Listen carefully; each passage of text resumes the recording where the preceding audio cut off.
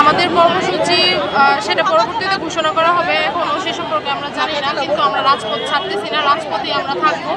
যদি আশানুরূপ কোনো ফল না আসে সেই ক্ষেত্রে এটা আমাদের দাবি না, এটা হচ্ছে আমাদের অধিকার আদায়ের জন্য আজকে 11তম দিনও আমরা এখানে অবস্থান করছি।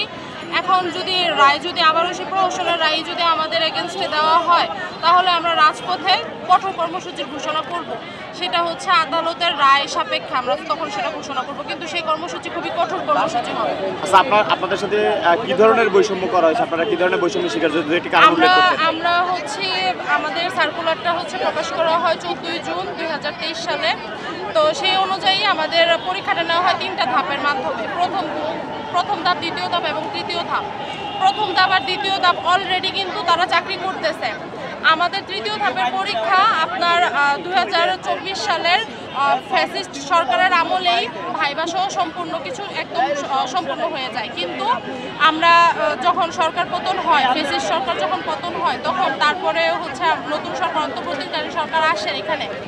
তারপর 3 মাস পর অন্তর্বর্তীকালীন সরকারই কিন্তু 3টা প্রশাসনের সম্মতিক্রমে জনপ্রশাসন মন্ত্রণালয়, শিক্ষা অধিদপ্তর এবং আইন বিভাগের সুপারিশ ক্রমে 31 অক্টোবর এই সরকার, এই বর্তমান সরকার, অন্তর্বর্তীকালীন সরকার আমাদের রেজাল্ট প্রকাশ করার পর আমাদের হচ্ছে একটা সরকারি চাকরিতে যোগদানের জন্য যা যা থাকে, মেডিকেল টেস্ট থেকে শুরু করে ডোর টেস্ট, ফর্মালিটির যত কাগজপত্র আছে সব কিছু আমাদের সম্পূর্ণ করা হয়ে গেছে। আমরা সিভিল সার্জন অফিসেও সম্পূর্ণ কিছু জমা দিয়ে দিয়েছি। কিন্তু হঠাৎ করে নভেম্বরের 20 তারিখে হচ্ছে আমাদের যোগদানপত্র পাওয়ার কথা। হঠাৎ করে নভেম্বরের 19 তারিখ আমাদের কাছে একটা স্টে অর্ডার আসে, যেটা কিনা 31 জন যারা সুপারিশপ্রাপ্ত হননি, অকৃতকার্য হয়েছে আমাদের মাঝখান থেকে, অবৈধভাবে আমাদের বিরুদ্ধে আদালতে একটা রিট করে।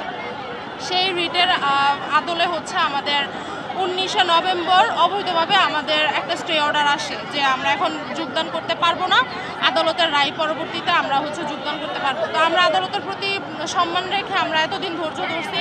7টা শুনানির পরে অবৈধভাবে এই ফেব্রুয়ারির 6 তারিখে আমাদের 6531 জনকে সরকার কর্তৃক আমরা সুপারিশকৃত প্রাথমিক শিক্ষক আমাদেরকে অবৈধভাবে বাতিল করে দেওয়া হয়, যেটা আমরা 19 বিধিমালা অনুযায়ী আমাদের নিয়োগ প্রদান করে সুপারিশ করে এই সরকার।